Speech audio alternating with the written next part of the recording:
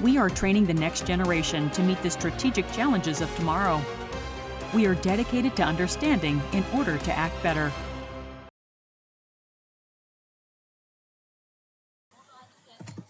Good morning, everyone.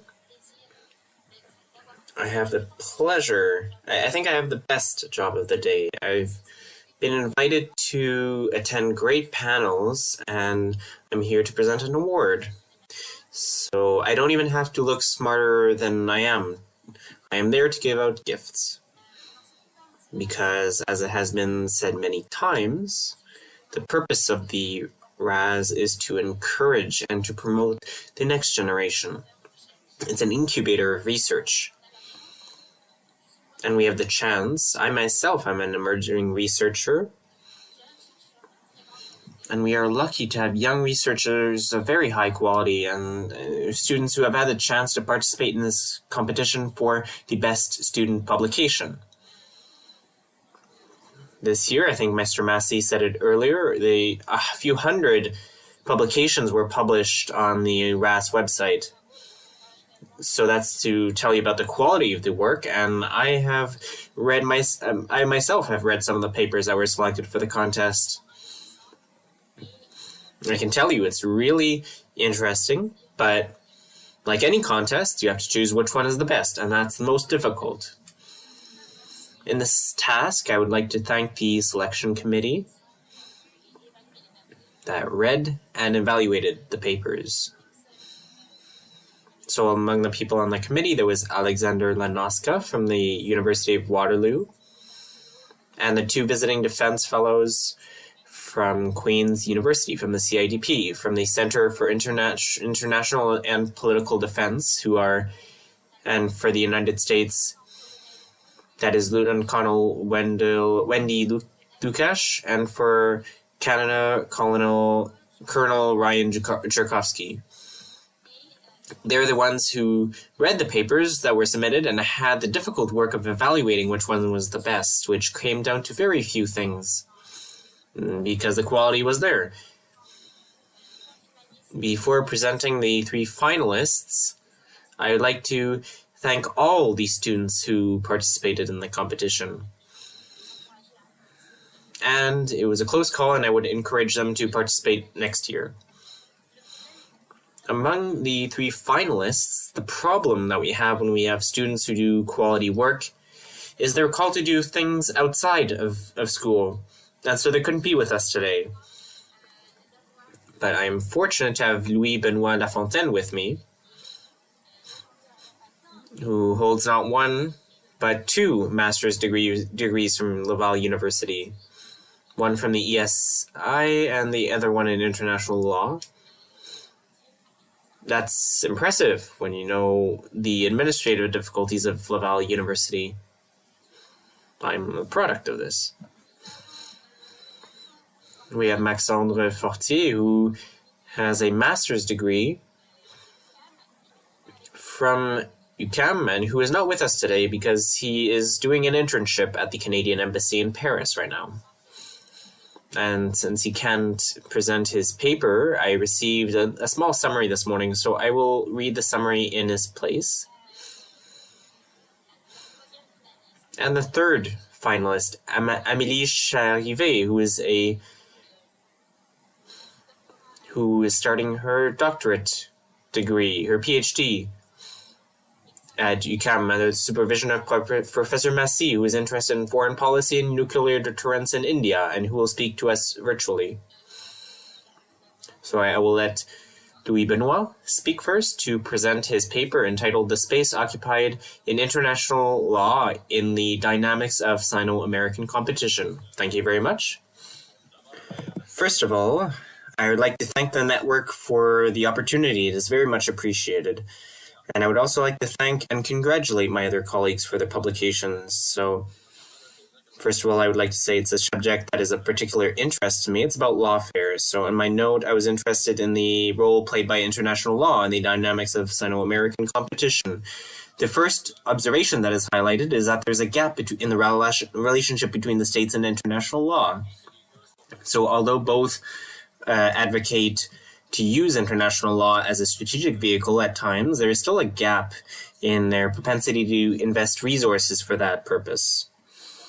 So compared to Beijing, what we notice is that Washington, how do I put it, is behind with offensive legal operations, and it's demonstrated on several levels. So in my note, what I did is illustrate the implications of this gap in 3 cases.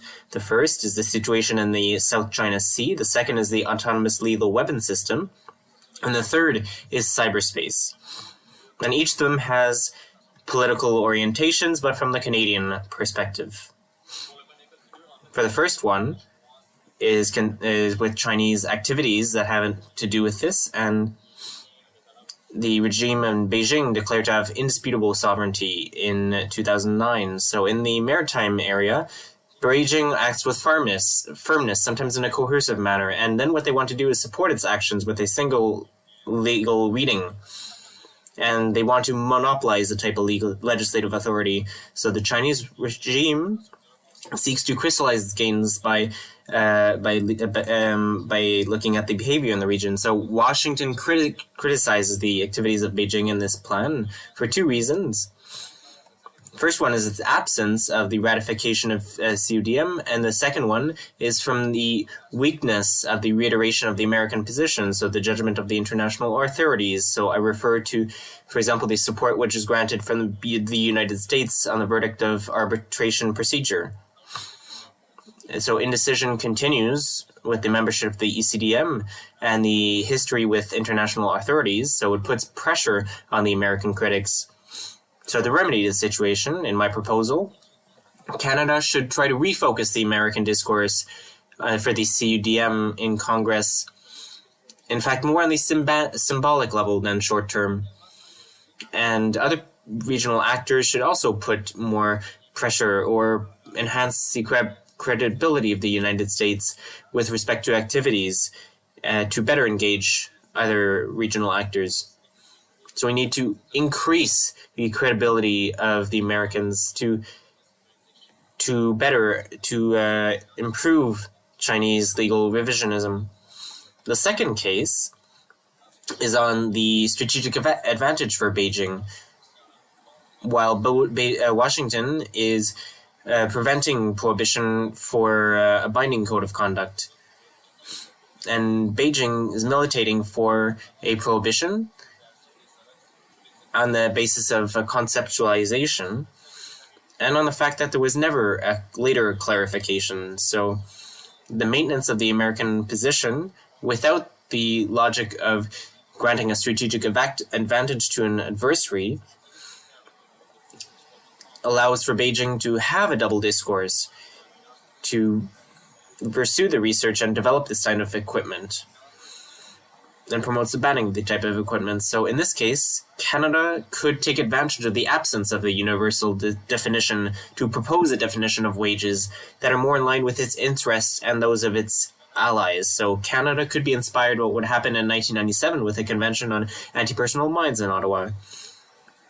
Considering that China militates for a ban on the conceptualization that is deliberately erroneous, there's a strong device that Beijing would refuse the new definition, but this would undermine a legal trust and avoid compromising the entire American strategic trust.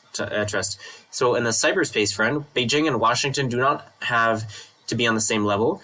The United States want to respect international humanitarian law, including cyberspace. The position of the Chinese regime has varied and remains unclear today. So China is a recurrent participant in the group of experts that studies the application of international law to cyber activities. But China's history has shown us that it hasn't really signaled that it is anything more than symbolic.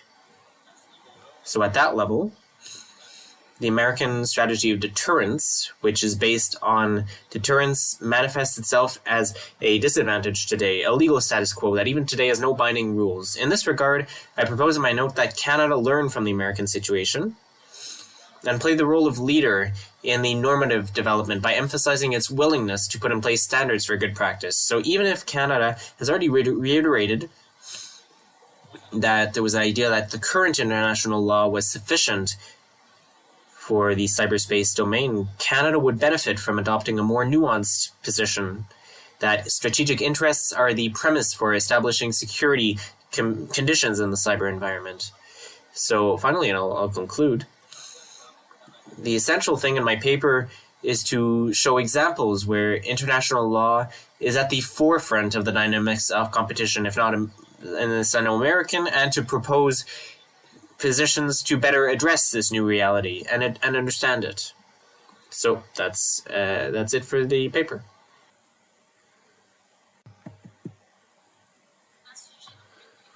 So a very topical subject as is the one of Maxandre Fortier, which is called Taiwan Facing the Loss of Diplomatic Allies, and I will read you what he sent me this morning, which is the summary of his presentation that you can obviously find on the RAS website. The war in Ukraine leads to the fear that a similar conflict will break out in the Taiwan Strait. Tensions between Taiwan and Beijing have indeed never been this high since the crisis of 1995-1996. The comparison with Ukraine and other struggles leads in the fact that the Chinese Communist Party seeks to annex Taiwan without resorting to the use of force. To do this, one of the objectives of the Communist Party is to isolate Taiwan diplomatically. The island currently only has formal diplomatic relations with 14 states. As Canada works on its Indo-Pacific strategy, it must incorporate the issue of Taiwan's status into its thinking about the future of international order. Working to have Taiwan join international organizations such as the WTO or the IWC, or join the Trans-Pacific Partnership, would not only enhance the international status of the island and also be in Canada's interest. Canada could enhance its development assistance to provide an alternative to Taiwan's allies being courted by Beijing. So I won't do the 5 minutes requested by each of the participants, but I hope it gives you interest to read it, makes you want to read it. And now we will virtually welcome the third finalist of this contest, who is Anne-Mélie Charivet, and who presents us her paper titled India's Place in the Quad in the Light of AUKUS.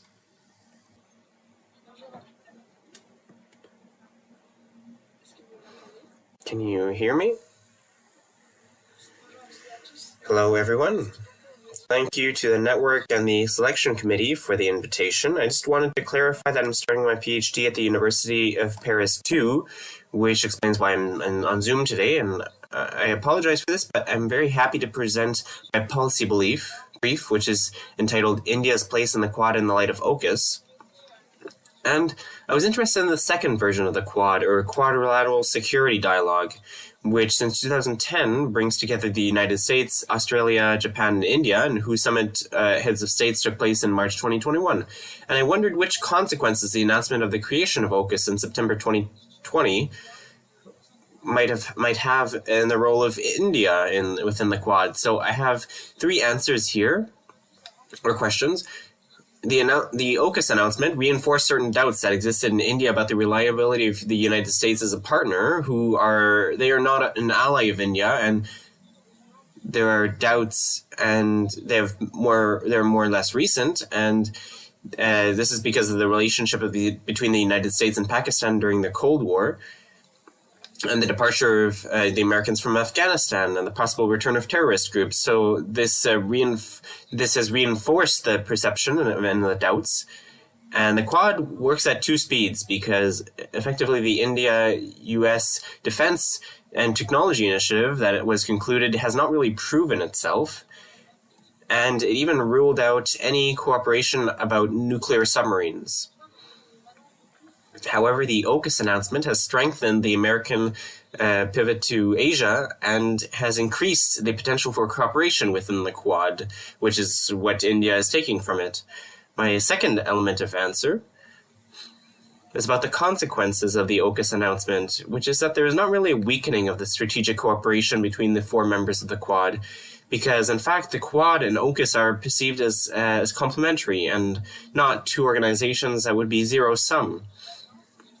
And AUKUS is an alliance and interested in defending in defense issues, whereas the Quad is more in dialogue for security and could prioritize other subjects, as we have seen with discussions in infrastructure needs in the Indo-Pacific region, which would allow us to propose an alternative to the Chinese initiative. So according to AUKUS, the prerogatives of the Quad are clear.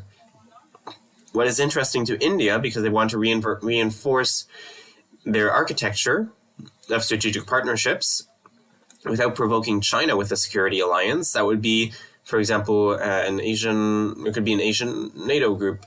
So that leads me to my last point, which is a certain autonomy.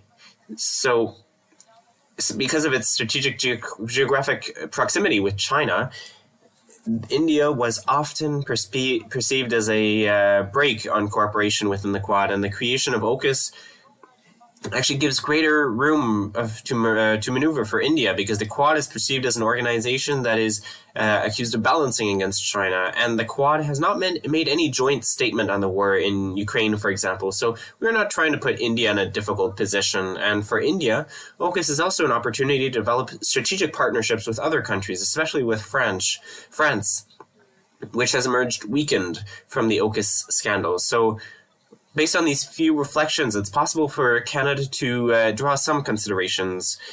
I had mentioned in my note the possibility of a Quad Plus, which could be considered, especially since the creation of AUKUS has alleviated the pressure put on the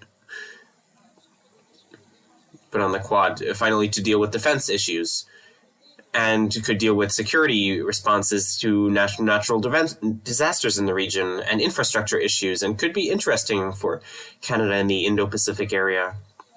And we've been talking all day about the importance of a clear Indo-Pacific policy. And even if it is not through the organization, such as the Quad, the bilateral relationship between India and Canada would benefit from being developed, especially since it is important to better understand this pivotal but ambiguous player that is India. Thank you very much for listening.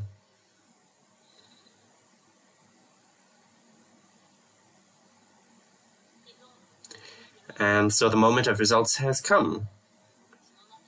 This moment, in fact, I just want to emphasize that all finalists will receive a certain prize to highlight the quality of their work. So, to start with third place, I want to congratulate Amélie, who has third place for her essay.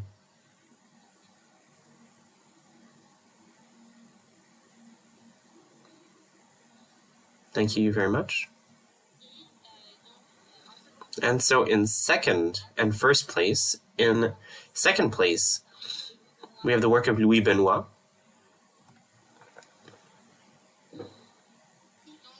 And so, in first place, Maxandre not being there, he didn't know he would win, so he couldn't make some words of thanks, but I'm sure he's very pleased. And once again, I hope it will give you the desire to participate maybe next year, and thank you once again for your work.